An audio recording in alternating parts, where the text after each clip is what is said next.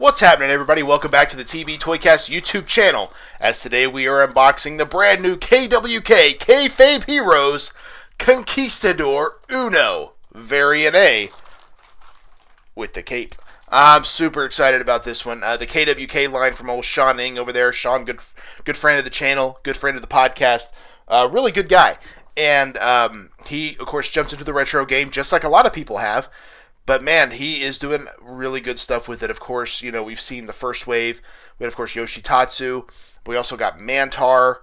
We got Pia News. And we got Max Moon, a.k.a. the Comic Kid. And a lot of people kind of wrote this line off. Like, I don't know. These aren't going to come out. They're not going to happen. Yet there was all this talk about them. But then they were amazing figures. He absolutely crushed it, and I don't think a lot of people gave him any credit, which I never understood. I thought, let's give the guy a chance, right? And I thought those figures absolutely were fantastic. And then the Conquistadors here, Conquistador 1 or Conquistador Uno, of course, those will be coming up in a later video. I thought these guys were awesome, and, you know, like these were, you know, they go kind of a callback to that era because they were fantastic, and we never got Conquistador figures. Of course, right here we got the bio here. Height 6'2", big for a luchador. I guess. Well, I don't know if he's technically a luchador. He's from Puerto Rico, but 249 pounds from Puerto Rico. Two-time AWF America's champion. Two-time PWF Tag Team Champion, one-time WWC Universal Heavyweight Champion, and one-time WWC Caribbean Heavyweight Champion. New England Pro Wrestling Hall of Fame class of 2014. So very, very cool stuff. Of course, the Conquistadors, I think, were originally slated for Series 1, and there were some issues, and then they got, of course, pushed to Series 2, along with the ones that will be coming up. La Resistance, Rene Dupree, and Sylvain Grenier. I did order those. I'll be honest, I don't remember which attire I ordered. I think I ordered the long pants that like Grenier's wearing right there, but I wouldn't swear to it. I'm not 100% sure. And then, of course, over there, Taka Michinoku and TJP. Of course, TJP, I think, has a removable vest, and Taka's got a soft goods robe, which is very cool. Of course, special thanks to a lot of people that have helped him out over the years, which I think is really, really cool. Sean, good dude, and he's really making it happen over there, and I'm super excited for the future of this line. Of course, we know a lot of guys are under deals now. They're going to be coming soon. I think the Berserker's coming soon, if I remember correctly. We're also going to see Flash Funk, Alex the Pug Porto. That's a deep cut if there ever was one. How about Well Done? We're going to have Well Done figures. Are you kidding me? The Great Kabuki, and so many others that are going to be coming to the line. So very, very exciting stuff. And look how cool this cape is. I can't get over how cool this cape is. Such a fun thing, and kind of like almost in like a mail-away bag accessory. Very, very cool stuff. Of course, the retros, you know, there's not much to say about the carding, but it looks like classic WWF Hasbro, except kind of redesigned and remade. But very, very cool stuff. And Sean's doing awesome stuff over there, so make sure to follow him. Ooh, very, very tight card, which I like. Solid stuff. Ooh, it slipped right off there. Beautiful. Get rid of that. But Sean's doing great stuff over there. Oh, look at the figure. Articulation's very nice. I love the gold paint on this guy. Got articulation at the head. Nice detail on the mask. Of course, detail on kind of the bodysuit he's wearing. See all the creases and stuff. So nice. Head and arms move very, very smoothly. Head moves very smoothly. Waist, nice articulation. And does he stand up well? A little off balance. Of course, my table's got the, there he goes. It's got the tablecloth on it, so it's a little bit of a softer, and there he goes. Little bit of a softer thing, so it may not fit perfectly, but I think it's one of those things you can make work. So I do know sometimes with poses like this guy's in, like Uno's in, it does kind of create issue because that one foot in front of the other kind of makes it a little bit harder. And I think with the cape, it's probably only going to make it worse, but we'll keep messing with it. Wow, that looks awesome. Like, how cool is that? Like, that's such a cool figure. That's probably going to be something I'm going to have to work with, but he's standing up there good. So hopefully that stays. But yeah, these are great. I just got done filming an Animal Warriors video, and I had nothing but problems, so maybe I should just stop after tonight and reassess maybe tomorrow. That's cool. That kind of fits in there. Good. Figure number 64, KWK 2024, all rights reserved. Very cool.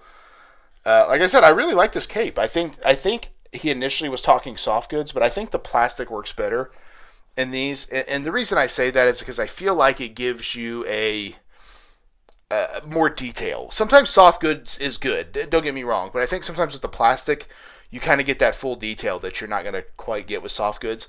And we see it a lot, like when they do certain jackets or coats, it's just soft goods might be better, but plastic might also be better. So it's very much a case-by-case basis, but no, this is a cool figure. Retro fever is a real thing. I know a lot of people have retro fever, and by that I mean there's so many retros happening, it's hard to keep up with everything, and it's sometimes overwhelming, and people are like, oh my gosh, I can't deal with all these retros, but I dig it. I think they're fun, and I think getting the Conquistadors was a really nice touch. And that's kind of been his MO. Some of the figures are maybe like a Yoshitatsu you're not necessarily keen on, but you really want maybe Mantar and Max Moon, and maybe PN News, right? And this current wave, maybe you don't need Taka or TJP or La Resistance, but you definitely want the Conquistadors. But I think that's what's good about any line, is sometimes you do pick and choose, and I think these are going to go great if you're building a 1980s WWF roster with guys like the fabulous Rougeau brothers that Hastel Toy made, or King Kong Bundy that Zombie Sailor made. I think that's going to be kind of the cool thing. And then Title Run Toys has got Paul Orndorff coming, right? So you can kind of build the roster that way, which I think is really, really cool. Definitely great figures from Sean. I feel like the quality is second to none. And, it's one of those things like with that cape, that would have been such a hard thing to tackle, but I feel like this, it's just so perfect. Like, the way they designed it for his hands to fit in there just right, and it really looks like it just draped right over his shoulders perfectly. Such a cool piece. It's got the peg hole if you need to stand on him, which, this guy was having a little bit of issues standing up. Sometimes you can kind of adjust the feet a little bit like this and get it to stand up near perfect, and look at that. First try. I think sometimes it just needs a little warming up, and it'll make it happen. But I enjoy this line a lot. I know there's a lot of retro companies out there, and sometimes it's hard to follow, especially if you're not a retro guy. And I've heard people say that sometimes they have to stay in a lane. And I know Travis over from the TB Toycast podcast has kind of been, he's like, I'm retroed out. There's too many retro companies. I don't want these anymore. I'm going to the big rubber guys. I'm going to this. I'm going to that. And I do get that, because sometimes so much stuff is coming at you, it's hard to keep up with it all. And I think we're finding that a lot nowadays with all these different toy companies, because we've got a lot of independent toy companies. And of course the main companies, Mattel's not slowing down, and there he just fell. Hasbro's certainly not slowing down. Jazzwares isn't slowing down. A lot of these companies are still putting out a ton of products. So it's going to be one of those things where, with all this product coming out pretty consistently, you have to pick and choose. And that's the only way there is. You have to pick and choose. You have to decide, okay, is that something I need? I do utilize a lot of pay and fours. I know I used it with these guys. I bought them at Asylum Wrestling. Is it Wrestling? Asylum Wrestling Store? And I want to say they were over $100 retail for the two figures, so they were not cheap. Now that's including shipping, of course, but you do a pay in four, it's $25 every couple of weeks. Little easier to digest, in my opinion. But I think that's what's going to come down for most people. Like, okay, how badly do you want them in your collection? Is it worth that much money or no? And I think sometimes that's the decisions we're going to have to make. And to me, I can't get enough of these figures. I love the retros.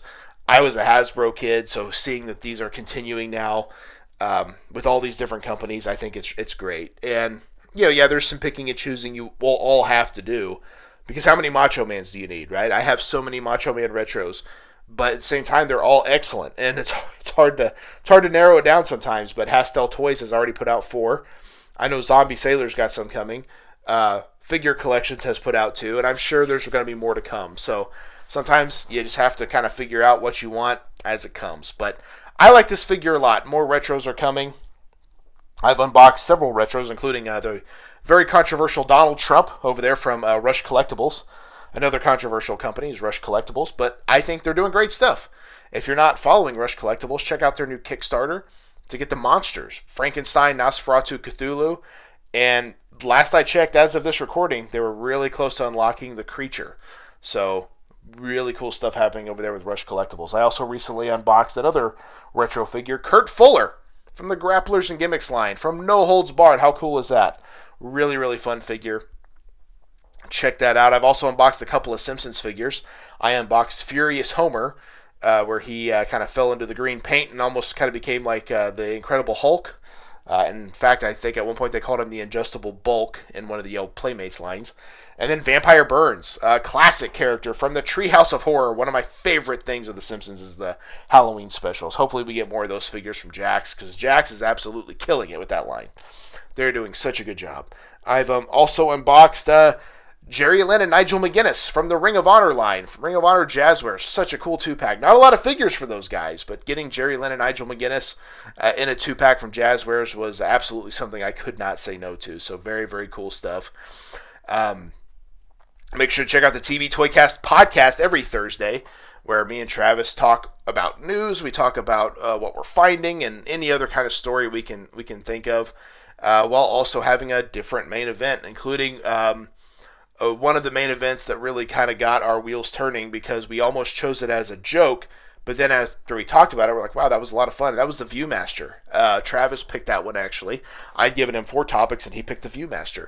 Most of us remember the Viewmaster. Most of us probably had one. If you didn't, you put your eyes up to it, and you clicked a button down, and you basically got a 3D image. Usually it came with like the 7 or 8 wonders of the world. Well, 7, 8 was Andre, as we know.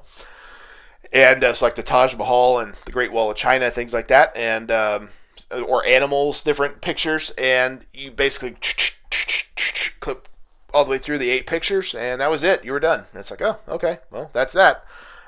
Seemed like a fun idea, but not as fun as you might think. That's kind of the way those toys were back in the day. Cool, but not that cool. But anyway, that's all I got for this edition of the TB Toycast YouTube channel, as we unboxed Conquistador Uno from the KWK Kayfabe Heroes line. That's Conquistador Uno. This is the TB Toycast YouTube channel, and we will see you in the toy aisle. Yeah. One more time.